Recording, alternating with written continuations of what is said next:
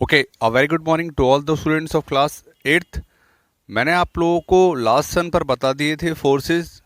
उसके पहले मैंने आपको बताए थे features of the modern age, like urbanisation, like democracy, like socialism, okay, industrialisation and features के बाद मैंने आपको बताए थे फोर्सेस। फोर्सेस में मैंने आपको बताए थे renaissance, American, French revolution, nationalism, industrial revolution. ये मैंने आपको फोर्सेस बताए थे लास्ट वीडियो में। ओके, सो लगभग हमारा चैप्टर कंप्लीट हो चुका है और जो हमारे चैप्टर में बचा है वो थोड़ा सा सोर्सेज रह गया है। क्या रह गया है? सोर्सेज। सोर्सेज किसकी? हिस्ट्री की। देखो ऐसा था, मैंने जब ये चैप्टर शुरू किया था उस टाइम पर मैंने आप लोगों को बताया था सोर्सेज प्राइमरी और सेकेंडरी सोर्स। ओके, क्या बताया था? प्राइमरी और secondary source. Primary source, secondary source. Okay,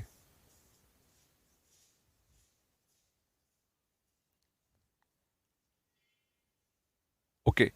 तो जो नया सिलेबस है उसमें थोड़ा सा इसको और एक्सटेंड किया गया है।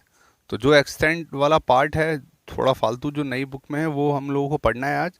सो मैंने आपको बताया था सोर्सेज ऑफ हिस्ट्री क्या हो सकती है। लाइक मैंने आपको बताया था मॉन्यूमेंट्स हो सकता है, इंस्क्रिप्शन हो सकता है, कॉइन हो सकता है, पेंटिंग हो सकता है। और मैंने आपको बताया था मॉडर्न हिस्ट्री जो हमारी है उसके पास अपने अलग भी कुछ क्या है, सोर्सेज होती हैं। लाइक क्या है? लाइक फोटोग्राफ है। अब फोटोग्राफ एंशंट और मेडाइवल टाइम में तो नहीं हो सकता। लाइक रिपोर्ट्स हैं। ओके, रिपोर्ट्स के अलावा क्या है?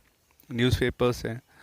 अब हमको यही चीज़ें, जो कुछ एक्स्ट्रा चीज़ें हैं वो पढ़नी है और एक दो मॉन्यूमेंट्स के बारे में पढ़ेंगे। ओके, बस इतना ही पार्ट बचा हुआ है, बाकी हमारा चैप्टर लगभग कंप्लीट है। सो सोर्सेज ऑफ हिस्ट्री में प्राइमरी एंड सेकेंडरी मैंने आपको बता दी। प्राइमरी सोर्स तो यही है जो मैंने अभी बताई। सेकेंडरी सोर्स क्या है कि सपोज करो अगर मैं न्यूमिस्मेटिक हूँ। न्यूमिस्मेटिक क्या होते हैं? जो कॉइन्स की स्टडी करते हैं। तो अगर मैं उस कॉइन को स्टडी करके हिस्ट्री के बारे में बताऊँ तो वो सेकेंडरी सोर्स हो जाएगी।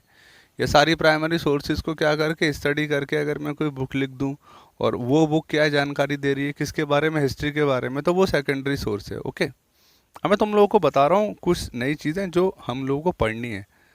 क्या? As a source. तो देखो, एज अ सोर्स जो हम लोगों को पढ़ना है उसमें हम लोगों को पढ़ना है न्यूज़पेपर, मैगजीन्स, जर्नल्स। देखो न्यूज़पेपर क्या है? रोज जो सुबह अखबार आता है, that is your newspaper. Okay, magazine और जर्नल्स एक जैसे होते हैं। ओके, मैगजीन्स क्या है कि या तो मैगजीन्स ऐसी मैगजीन है जो हर हफ्ते छप रही है। ओके, या फिर क्या है, हर महीने छप रही है, ऐसी मैगजीन्स आती हैं। ओके, उसमें क्या है, कलेक्शन होता है, डिपेंड करता है मैगजीन की थीम क्या है। ओके, सपोज करो करंट अफेयर की कोई मैगजीन है। ओके, तो वो करंट अफेयर्स के बारे में बताएगी। मान लो कोई और मैगजीन है जिसकी थीम अलग है, स्पोर्ट्स है, तो वो स्पोर्ट्स के बारे में बताएगी। डिपेंड करता है। ऐसे जर्नल्स होते हैं। Okay, likely to be magazines क्या होते हैं? जर्नल्स होते हैं। अब ये जो न्यूज़पेपर, मैगजीन और जर्नल्स हैं, ये सारे के सारे क्या हैं? ये सारे के सारे सोर्स हैं। ये सारे के सारे क्या हैं? सोर्स। किसके सोर्स हैं? ये सारे के सारे सोर्सेज हैं किसके? हिस्ट्री के। अब देखो मॉडर्न पीरियड में हम इनको क्यों पढ़ते हैं वो मैं आपको बताऊंगा। देखो मॉडर्न पीरियड के ये एक इम्पॉर्टेंट सोर्स हो जाते हैं, उसका कारण मैं आपको बताता हूँ। देखो कारण ये है कि जो प्रिंटिंग प्रेस है, क्या है? Printing press. तो जो प्रिंटिंग प्रेस थी, ये प्रिंटिंग प्रेस इन्वेंट हुई कहाँ पर? ये प्रिंटिंग प्रेस इन्वेंट हुई जर्मनी में। ओके, तो printing press invented in Germany कब? 15th century. ये याद रखना, कब हुई? 15th century. 15th सेंचुरी का मतलब समझ रहे हो? 15th सेंचुरी का मतलब हो गया वही, एक स्टेप पीछे जाके सोचना, 1400 to 1499। So printing press was invented in Germany in 15th century. But India में प्रिंटिंग प्रेस कॉमन यूज में। कहाँ पर? Common use. In India printing press India में कॉमन यूज में कब यूज होनी शुरू हुई? 18th century. कब यूज होनी शुरू हुई? 18th century. मतलब हाँ, 18 सेंचुरी में कॉमनली इंडिया में प्रिंटिंग प्रेस यूज हो गई, मतलब हाँ लगभग एक शहर में एक दो प्रिंटिंग प्रेस होती थी और वहाँ पर क्या था, प्रिंटिंग का काम शुरू हो गया। या फिर अगर कोई भी ठीक ठाक मिडिल क्लास या अपर मिडिल क्लास है वो अफोर्ड कर सकता है तो वो प्रिंटिंग प्रेस से अपनी चीज़ें छपवा सकता था। ओके, सो कॉमन यूज में इंडिया में प्रिंटिंग प्रेस कब आई? 18 सेंचुरी। 18 सेंचुरी का मतलब समझ रहे हो? 18 सेंचुरी मतलब ओके 1700 टू 1799, ये क्या, ये 18 सेंचुरी हो गया। अब देखो इंडिया में फर्स्ट टाइम प्रिंटिंग प्रेस किसने इंट्रोड्यूस करी? तो वो थी तुम्हारी जीसुइट मिशनरी। जीसुइट मिशनरी गोवा। तो जीसुइट मिशनरी जो गोवा की थी उसने क्या थी, फर्स्ट टाइम इंडिया में प्रिंटिंग प्रेस इंट्रोड्यूस करी थी। कब? इन 1556। कब इंट्रोड्यूस करी थी? इन 1556। लेकिन वो पहली थी, मतलब एक लौती प्रिंटिंग प्रेस जो कहाँ पर होगी, जो गोवा में होगी। कॉमनली कब यूज़ होनी शुरू हुई? वो 18 सेंचुरी में।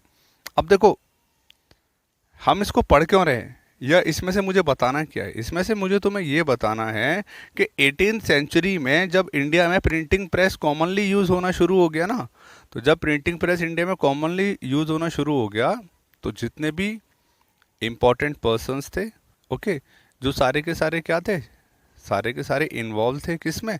फ्रीडम मूवमेंट में। जितने भी हमारे रिवॉल्यूशनरीज थे, क्रांतिकारी भाई थे, तो वो सब क्या करते थे, वो अपनी पेट्रियोटिक फीलिंग, कौन सी, वही नेशनलिज्म वाली, okay, to pride, to love your country, okay, think that your country is superior than any other country. तो वो जो नेशनलिज्म फीलिंग वाले हमारे कौन थे, पैट्रियोट्स थे, उन्होंने क्या किया, उन्होंने इस प्रिंटिंग प्रेस का फ़ायदा लिया और इस प्रिंटिंग प्रेस में क्या किया, जो अपने थॉट्स थे, जो अपना मोटिवेशन था उसको छापना शुरू किया।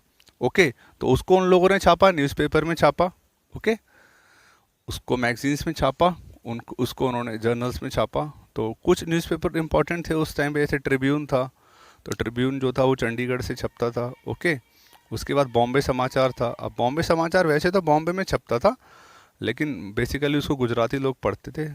उसके बाद द हिंदू है वो चेन्नई से छपता था। आज भी द हिंदू काफ़ी अच्छा अखबार है। ओके, एक अखबार था केसरी जिसको बाल गंगाधर तिलक छपवाते थे। तो रिवॉल्यूशनरी जो थे हमारे पैट्रियोटिक, उन्होंने क्या किया, उन लोगों ने जो पैट्रियोट थे, उन पैट्रियोट्स ने क्या किया, न्यूज़पेपर छापे, अपने मैगजीन छापे और जर्नल्स छापे, और उसमें क्या था, उसमें नेशनलिज्म फीलिंग को उन्होंने लिखा। तो ये सारे एविडेंस क्या हैं, ये सारे एविडेंस आज भी हमारे पास हैं। मतलब कुछ न्यूज़पेपर की कॉपी हमारे पास है, कुछ मैगजीन्स हैं हमारे पास। ओके, तो ये सब क्या है, ये सारे सोर्सेज हैं किसके, हिस्ट्री के। और इन सोर्सेज को क्या है, इन सोर्सेज को हमने अभी भी प्रिजर्व करके रखा हुआ है। क्या करके रखा हुआ है?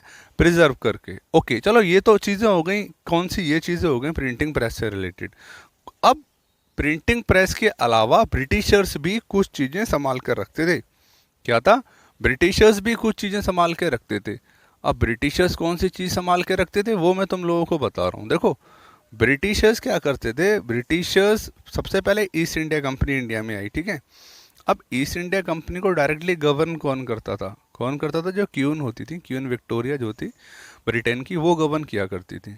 Okay, but east India company को क्या करना पड़ता था, जो भी वो यहाँ पे काम कर रही थी उसका रिकॉर्ड बनाना पड़ता था और भेजना पड़ता था। कहाँ पर? यूनाइटेड किंगडम में। अब देखो ब्रिटिशर्स क्या करते थे, ब्रिटिशर्स अपने पास सारे रिकॉर्ड रखा करते थे। क्या रखा करते थे? सारे रिकॉर्ड, जिनको हम लोग बोलते हैं गवर्नमेंट रिकॉर्ड। तो ब्रिटिशर्स की आदत क्या थी, ब्रिटिशर्स की आदत थी कि ब्रिटिशर्स जो भी काम कर रहे हैं इंडिया में उसका क्या करेंगे, एक फाइन रिकॉर्ड बना के रखेंगे। ओके, जिसको वो दिखा सकें अपनी गवर्नमेंट को जो ब्रिटेन में है, ठीक है, क्योंकि उसी का तो रिप्रेजेंटेशन कर रहे थे वो यहाँ पर। तो ब्रिटिशर्स के जो रिकॉर्ड थे, ब्रिटिशर्स ने क्या किया, सबसे पहला सेंसस जो था वो ब्रिटिशर्स ने इंडिया में किया। सेंसस क्या होता है? जनगणना। जब हम लोग काउंट करते हैं कितने लोग हैं, तो ये सेंसस वगैरह वो लोग करते थे किस लिए? For the better administration. Okay, तो गवर्नमेंट रिकॉर्ड्स में मान लो सेंसस हुआ, सेंसस के अलावा मान लो क्या हुआ, ब्रिटिशर्स ने कोई एक्ट बनाया। क्या बनाया? एक्ट। तो जितने भी एक्ट्स थे वो सारे के सारे एक्ट्स, उसके बाद मान लो ब्रिटिशर्स की कोई रिपोर्ट थी तो गवर्नमेंट रिपोर्ट हो गई। ओके, सारे के सारे सर्वे हो गए। क्या हो गए? सर्वे, जो भी उन्होंने सर्वे करवाए थे, या ब्रिटिशर्स ने मान लो कोई मैप बनाए थे, ओके, तो वो मैप्स हो गए, टोपोग्राफिकल मैप्स। तो ये सब क्या है, ये गवर्नमेंट रिकॉर्ड्स हैं। क्या है? Government record. जो ब्रिटिशर्स जब इंडिया छोड़कर गए 1947 जब हम इंडिपेंडेंट हुए, तो ब्रिटिशर्स अपने पीछे बहुत सारे रिकॉर्ड्स छोड़ गए। क्या छोड़ गए?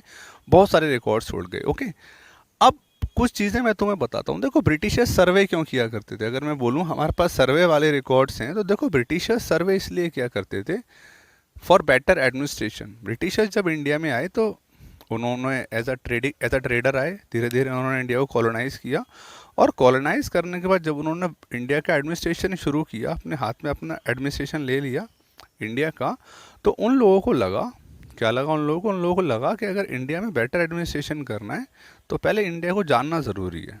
क्या जानना ज़रूरी है? ये जानना ज़रूरी है यहाँ कितने लोग रहते हैं। तो कितने लोग रहते हैं, तो उसके लिए क्या किया गया? सेंसस किया गया। कितने लोग रहते हैं, उसके बाद उन्होंने जाना लैंग्वेजेस क्या हैं, ओके, इनकी क्या लैंग्वेज है, ओके, कल्चर क्या है, सोसाइटी कैसी है, ओके, कितने ये लोग पढ़े लिखे हैं, लिटरेसी रेट क्या है। तो इन सारी चीज़ों को जानने के लिए उन्होंने क्या किए? उन्होंने सर्वेस किए। ओके, क्या किए? सर्वेस किए। उसके साथ साथ ब्रिटिशर्स ने जब इंडिया को कॉलोनाइज करना शुरू किया था, तो ब्रिटिशर्स को क्या चाहिए थे? मैप्स भी चाहिए थे।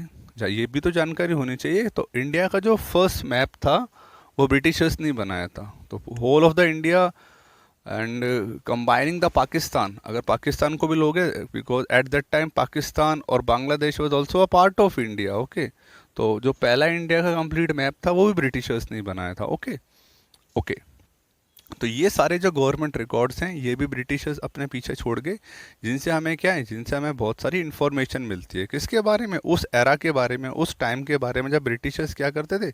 हमारे ऊपर राज किया करते थे। ओके, अब देखो इसमें हमारा लास्ट पॉइंट आ जाएगा मॉन्यूमेंट्स। क्या आ जाएगा? मॉन्यूमेंट्स। मतलब चलो ठीक है, ब्रिटिशर्स ने रिकॉर्ड्स बनाए और उसके बाद प्रिंटिंग प्रेस आई, उससे हमें मिला। तो मैं मॉन्यूमेंट्स के बारे में आपको बता रहा हूँ कि ब्रिटिशर्स ने कौन कौन से मॉन्यूमेंट्स इंडिया में बनाए, क्यों बनाए। देखो, पहले तो एक बात ध्यान रखो कि इंडिया में सबसे पहले मेडाइवल अगर पीरियड आपने पढ़ा होगा, तो मेडाइवल पीरियड में आपने पढ़ा होगा फर्स्ट बैटल ऑफ तराइन। तो फर्स्ट बैटल वो ऑफ तराइन कब हुआ था? वो हुआ था 1191 में। ओके, लगभग 1000 साल पहले। ओके, या मान लो 900 साल पहले। ठीक है, उसके बाद 1192। ओके, नहीं 900 क्यों हुआ? 810 हुआ, आई थिंक सो, है ना, क्योंकि 1200 हो गया। हाँ, लगभग मान लो 800 साल पहले, 820 साल पहले, 830 साल पहले। ठीक है, सो यहाँ पे हुआ था first battle of Tarain between Prithviraj Chauhan and Mohammad Ghori. और 1192 एक साल बाद हुआ था second battle of Tarain between Prithviraj Chauhan and Mohammad Ghori. तो फर्स्ट बैटल में तो पृथ्वीराज चौहान ने मोहम्मद गौरी को बुरी तरह हरा दिया था, एंड सेकंड बैटल में क्या हुआ था? मोहम्मद गौरी जीता था। और मोहम्मद गौरी के जीतने के बाद जब पृथ्वीराज चौहान हार गया था, तो मोहम्मद गौरी ने क्या किया? इंडिया में मुस्लिम बेस बना दिया था। ओके, तो जब मुस्लिम्स इंडिया में आए और मुगल्स आए, और क्या हुआ? दिल्ली सल्तनत, जो सुल्तान, वो जो स्लेव डायनेस्टी थी वो आई। तो दिल्ली सल्तनट्स ने क्या किया? जो अरब का आर्किटेक्चर था वो इंडिया में इंट्रोड्यूस किया। जैसे मॉस्क्यूज में आपने देखा है डोम शेप में होते हैं, छतरीज होती हैं। ओके, तो मुगल्स इंडिया में आए और ये दिल्ली सल्तनत जो थी, इन्होंने क्या किया? बड़े बड़े मॉन्यूमेंट्स इंडिया को बनाए। ओके, जिसको जो थे क्या, हिंदू और इस्लामिक स्टाइल को मिला के बनाए गए थे। ठीक है, लेकिन जब ब्रिटिशर्स इंडिया में आए, तो ब्रिटिशर्स ने क्या किया? ब्रिटिशर्स ने जो मॉन्यूमेंट्स बनाए वो मॉन्यूमेंट्स थे हिंदू, मुस्लिम और ब्रिटिश स्टाइल के। ठीक है, समझना इस चीज़ को, समझने वाली चीज़ आगे वाले चैप्टर में इसको हम लोग पढ़ेंगे हिस्ट्री के, कि ब्रिटिशर्स ने जो मॉन्यूमेंट्स बनाए उसके अंदर क्या था? उसके अंदर हिंदू, हिंदू के साथ साथ उसके अंदर इस्लामिक। तो उसके अंदर हिंदू, इस्लामिक और ब्रिटिश तीनों की स्टाइल हमें देखने को मिलती है, जिसको हम लोग बोलते हैं एक शब्द में Indo Saracenic style. Indo Saracenic style. ठीक है, तो ब्रिटिशर्स ने हमें ऐसे आर्किटेक्चर बना के दिए जिसको हम बोलते हैं इंडो सरसैनिक स्टाइल। देखो, यूरोप की जो स्टाइल थी, यूरोप की जो स्टाइल थी जहाँ पर आर्किटेक्चर बनते थे वो थे गॉथिक स्टाइल। कैसी थी? Gothic style. ठीक है, जिसको हम रोमन स्टाइल भी बोलते हैं, ग्रीक और रोमन स्टाइल। तो यूरोप की जो स्टाइल थी गॉथिक स्टाइल, उस गॉथिक स्टाइल को इन्होंने मिलाकर इंडिया की और अपनी एक स्टाइल बनाई जिनका नाम था इंडो सरसैनिक स्टाइल। ओके, तो ब्रिटिश ने कई सारे मॉन्यूमेंट्स इंडिया में बनाए, जैसे क्या बनाया, गेटवे ऑफ इंडिया। तो गेटवे ऑफ इंडिया कहाँ पर है, गेटवे ऑफ इंडिया कहाँ है, मुंबई में। ओके, अब ये गेटवे ऑफ इंडिया क्यों बनाया गया था, गेटवे ऑफ इंडिया बनाया गया था, ये किंग जॉर्ज फिफ्थ जो हैं, जो पहली बार जब इंडिया में आए थे, तो इनका स्वागत करने के लिए क्या बनाया गया था, गेटवे ऑफ इंडिया बनाया गया था मुंबई में। ठीक है, ऐसी विक्टोरिया मेमोरियल है। तो विक्टोरिया मेमोरियल क्या है, एक बहुत अच्छा फोर्ट बना रखा है ब्रिटिशर्स ने, विक्टोरिया मेमोरियल, काफ़ी अच्छा पैलेस है। तो ये कोलकाता में है। और ये क्यों बनाया गया था, क्वीन विक्टोरिया जो थी, रानी जो थी, कहाँ की, ब्रिटेन की, वो 1901 में उनकी डेथ हो गई थी। तो उनकी याद में क्या बनाया गया था, ये विक्टोरिया मेमोरियल बनाया गया था। तो 1906 में इसको बनाना शुरू किया गया था, लगभग 1921 तक इसको बनाया गया था। बहुत फाइन मॉन्यूमेंट है, कभी मौका मिले तो देखना। तो ब्रिटिशर्स ने बहुत सारे मॉन्यूमेंट्स बनाए। ओके, जब न्यू दिल्ली बनी तो न्यू दिल्ली में बहुत सारे मॉन्यूमेंट्स बने। ओके, राजपथ बना। ओके, राजपथ के साथ साथ क्या है, प्रेसिडेंट हाउस बना। ओके, तीन मूर्ति भवन बना। तो बहुत सारे क्या हुए, हमारा पार्लियामेंट हाउस बना। तो ये सारे के सारे जो मॉन्यूमेंट्स थे, ये सब क्या है, ये सारे के सारे सोर्सेज हैं किसकी, हिस्ट्री के। Okay okay, thank you all of you. लगभग आपका चैप्टर कंप्लीट हो गया आज, और मैं आपको पीडीएफ की फॉर्म में कुछ होमवर्क दूंगा। और नेक्स्ट जो मेरी वीडियो होगी कल की, उसमें मैं सिविक्स शुरू करूंगा, और जो आज क्वेश्चन आंसर्स दूंगा उन क्वेश्चन आंसर्स को क्या करूंगा, कल सॉल्व करवाऊंगा। Okay okay, thank